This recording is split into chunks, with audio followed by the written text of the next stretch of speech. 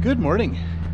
You know, it's a busy morning in downtown Simcoe here. There's construction crews are working over here. Got somebody working in the square, cleaning up the square. People driving by. I don't know how many times I've started this video over because of the interruptions, but you know what? Life is full of interruptions, so we're just going to go with it. I'm just going to leave it. First of all, I'm outside because it's just absolutely gorgeous out here. Now, I know last week I was grumbling and grousing, complaining about the weather. And now that we've got this lovely weather here, I'm going to enjoy it. So we're doing the video from outside today.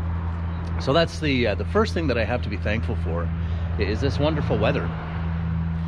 I'll give you a little view of the church here. Whoa, looking up at the tower. It's actually quite nice. There's the worker there in behind me. You can see the flags are at half mast. I'm assuming that's for the shooting out on the East Coast. But could also be for frontline workers and for those who have succumbed to COVID. It seems that we have an awful lot of things that we can grieve about these days. There's a lot to be, well, sad for. But we have a lot to be grateful for as well, too. And I think that's what I want to make today's theme about gratitude, because there are a number of things that I'd like to bring to your attention that are happening that make me quite happy. So the first one is yesterday's Contagion Cafe. I don't know if the name is the best name in the world, but it came to mind. But anyway, it seemed to go fairly well. And there was some good feedback from you folks. And I think for many of us, we really appreciated this opportunity to see one another and talk to one another a little bit. Because it's been a while now. We're 5 or 6 weeks into this shutdown, and it's not getting any easier. We're social creatures. We need one another. So having that ability to communicate was actually quite welcome for me. Now it wasn't without its glitches. I mean, there are some technical issues and stuff to deal with, but we'll get those sorted out as we do this over time. So we're going to continue this and try and do this again. I think I'm going to reach out to the AV operators and ask you guys for some help. I'll contact you later on today. Because there's quite a bit of background work involved in making this work. So, and I believe that was one of the themes of one of the talks a couple of weeks ago was inability to ask for help and how we need to not be shy about that. So I'm going to do that.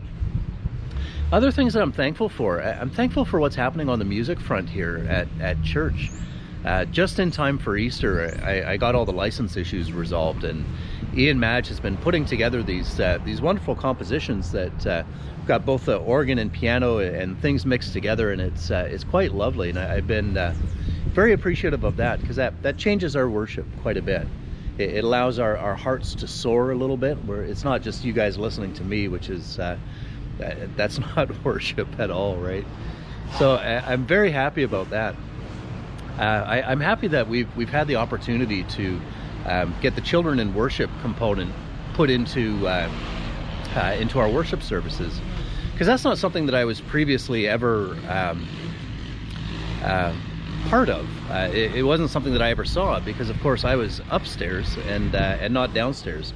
So I'm happy that we're able to incorporate that, and actually really happy and quite grateful that we had the twins playing the music for the children in worship segment, which I thought was great. And I hear we've got somebody else on deck for this week, and so I'm quite looking forward to how this develops. And I'd also like to take this opportunity to invite any other folks in our congregation who would like to contribute musically. We can always have you tape something at home and send it in, because it occurs to me that as much as we seem to have lost things, we're not able to worship in the way that we would like to, there are some new doors being opened up. There are some new possibilities, and we're starting to realize that. And it's rather interesting, because my family verse for this year, I have a verse that well, for my household, but it's certainly applying to the church. And this is our verse that we're living by this year. It's forget the former things and do not dwell on the things of the past. See, I'm doing a new thing. Now it springs up. Do you not perceive it? I'm making a way in the wilderness and streams in the wasteland.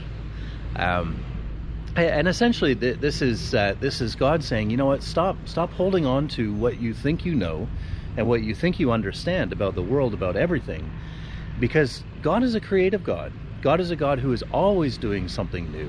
It's not the same old thing over and over and over again. So, while we do grieve for what we have lost, and we mourn the things that have been taken away, we're also looking for where that green blade riseth. We're looking for the new growth, the new exciting things.